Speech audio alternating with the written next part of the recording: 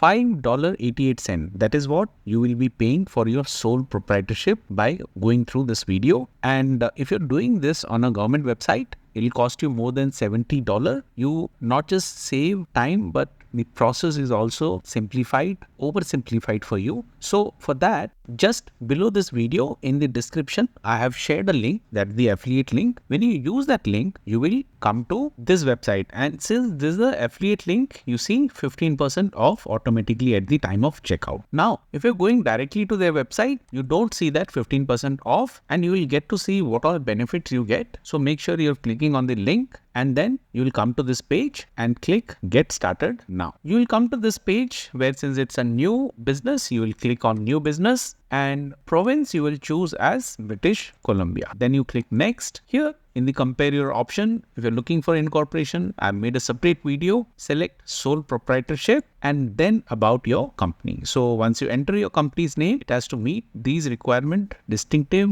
descriptive. So you will get an example of what that is. So as I am typing my company, you see this shows confirmed. If it is not, make sure come with the name till such time you get this confirmation done. Once this is done, you click next. And then this is the sign up page. For the first time, you'll have to enter your first name, last name, email ID and the password. So once this is done, you sign up. Just to show you, the name right now is Nova Cyber Consulting. So you can come and change this name. How? That also I will show you. So from Cyber 40, I have made it to Nova Cyber Consulting. And then you go on to fill in these details. So first is the account information where your phone number, your address that gets filled, and then you select I am a Canadian resident. So basically a Canadian resident is either a citizen or a permanent resident who ordinarily reside in Canada. So you can read more here, and once you're done with this, click next. So this is the business information section where your company will be sole proprietorship that automatically comes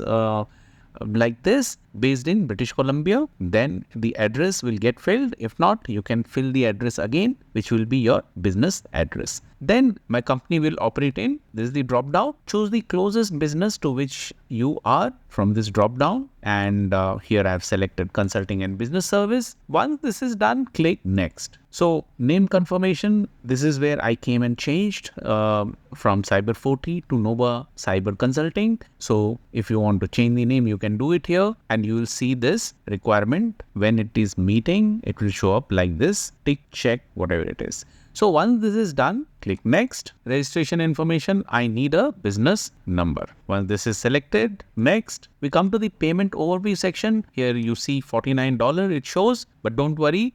Once you go with the RBC business bank account, you will need a bank account when you're starting with your business to keep it separate from your other account. So once you have this, we will see what happens. Click next. If you directly go and register with government, you would be paying $71, which is free now when you do it from here. Then your registration fee, $49. This you will not pay as you check RBC bank account. If you uncheck this, then this will get added to the total. So all you pay is the GST and PST amount, which comes to $5.88.